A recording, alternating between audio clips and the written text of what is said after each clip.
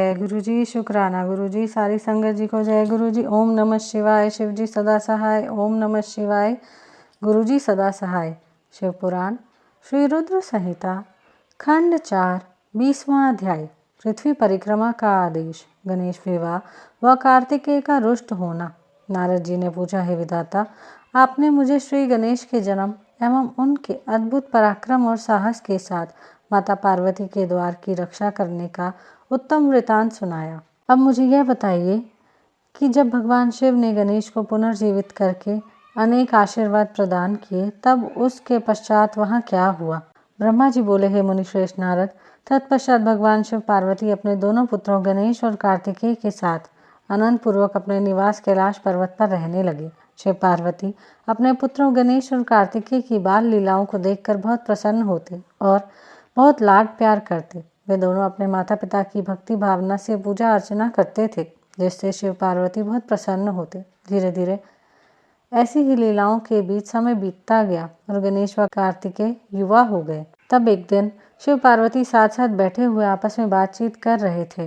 देवी पार्वती ने भगवान शिव से कहा कि प्रभु, हमारे दोनों ही पुत्र विवाह के योग्य हो गए हैं, अतः हमें अब दोनों पुत्रों का विवाह कर देना चाहिए। तब दोनों ने विचार करने लगे कि पहले गणेश का विवाह किया जाए या कार्तिकेय का। जब माता पिता ने अपनी इच्छा पुत्रों को बताई तो उनके मन में भी विवाह की इच्छा जाग उठी। दोनों पुत्र विवाह के लिए सहर्ष तैयार हो गए। तब भगवान शिव अपने पुत्रों से बोले, हे पुत्रों, तुम दोनों ही हमारे लिए प्रिय हो, परंतु हम इस असमंजस में हैं कि तुम दोनों में से पहले किसका विवाह किया जाए।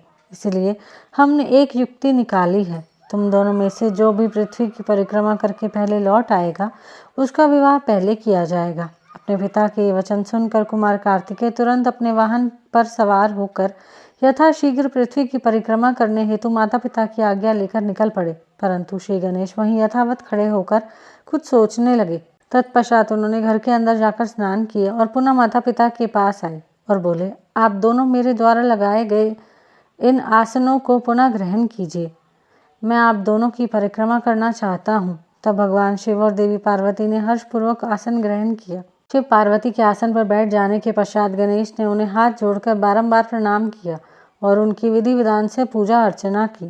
पूजा करने के बाद उन्होंने भक्ति भाव से उनकी 7 बार परिक्रमा की। माता पिता की 7 बार परिक्रमा करने के पश्चात गणेश हाथ जोड़कर प्रभु के सामने खड़े हो गए और उनकी स्तुति करते हुए बोले, आपकी आज्ञा को मैंने पूरा किया, अब आप यथाशीघ्र मेरा विवाह संपन्न कराइए। यह सुनकर शिव पार्वती ने गणेश से पृथ्वी की परिक्रमा कर आने के लिए कहा।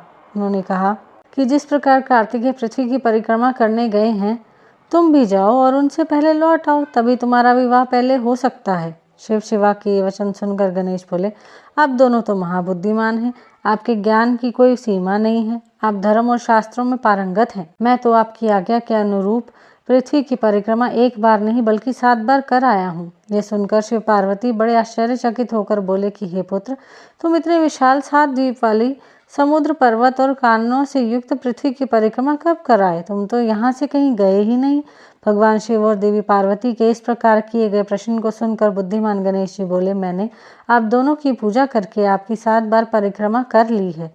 इस प्रकार मेरे द्वारा पृथ्वी की परिक्रमा पूरी हो गई। वेदों में यह बात वर्णन है कि अपने माता पिता की श्रद्धा भाव से पूजा करने के पश्चात उनकी परिक्रमा करने से पृथ्वी की परिक्रमा का पुण्य फल प्राप्त होता है। माता पिता के चरणों की धूल ही पुत्र के लिए महान तीर्थ है। वेद शास्त्र इसको प्रमाणित करते हैं। फिर आप क्यों इस बात को मानने से इनकार कर रहे हैं? हे पिताश्री, आप तो सर्वेश्वर हैं, निर्गुण निराकार परब्रह्म ईश्वर है। भला आप कैसे मेरे वचनों को झुठला सकते हैं? कृपा कर बताइए कि शास्त्रों के अनुसार क्या मैं गलत हूँ? इस प्रकार गणेश जी के वचन सुनकर शिव पार्वती अत्यंत आश्चर्यचकित हुए। अपने पुत्र गणेश को वेदों और शास्त्रों का ज्ञाता जानकर उनकी प्रसन्नता की कोई सीमा ना रही। तब मुस्कुराते हुए भगवान शिव पार्वती बोले, हे प्रिय पुत्र, तुम बलवान और साहसी होने के साथ साथ परम बुद्धिमान भी हो। यह सत्य है कि जिसके पास बुद्धि बल है वही बलशाली भी है। बिना बुद्धि के बल का प्रयोग भी संभव नहीं होता। बुद्धिहीन मनुष्य संकट में फंस जाने पर बलशाली होने के बावजूद भी मुक्त नहीं हो पाता। वेद शास्त्र और पुराण यही बताते हैं कि माँ बाप का स्थान सबसे ऊपर होता है, उनके चरणों में ही स्वर्ग है। अपने माता पिता की आज्ञा का पालन करना ही पुत्र का एकमात्र धर्म है। उनकी परिक्रमा पृथ्वी की परिक्रमा से भी बढ़कर है, अतः तुम्हारी बात सर्वथा सत्य है। तुमने कार्तिकेय से पहले ही पृथ्वी की परिक्रमा पूर्ण कर ली है, अतः हमें तुम्हारा विवाह सबसे पहले और शीघ्र ही करना है। जब भगवान शिव और पार्वती ने गणेश की बात का समर्थन कर उसे स्वीकार कर लिया, तब गिरिजानंदन प्रसन्न हो गए और अपने माता पिता को प्रणाम करके वहां से चले गए। महादेव जी अपनी प्रिया पार्वती जी के साथ बैठकर इस चिंता में डूब गए कि हम विवाह के लिए वधू की खोज कहाँ करें। जब वे इस प्रकार विचार कर रहे थे, तभी प्रजापति विश्वरूप कैलाश पर्वत पर पधारे और उन्होंने भक्ति भाव से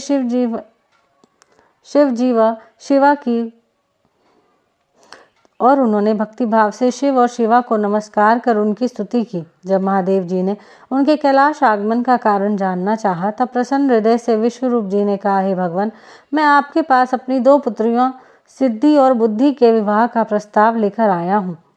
प्रभु, सिद्धि और बुद्धि सुंदर और सर्वगुण संपन्न है। मैं इनका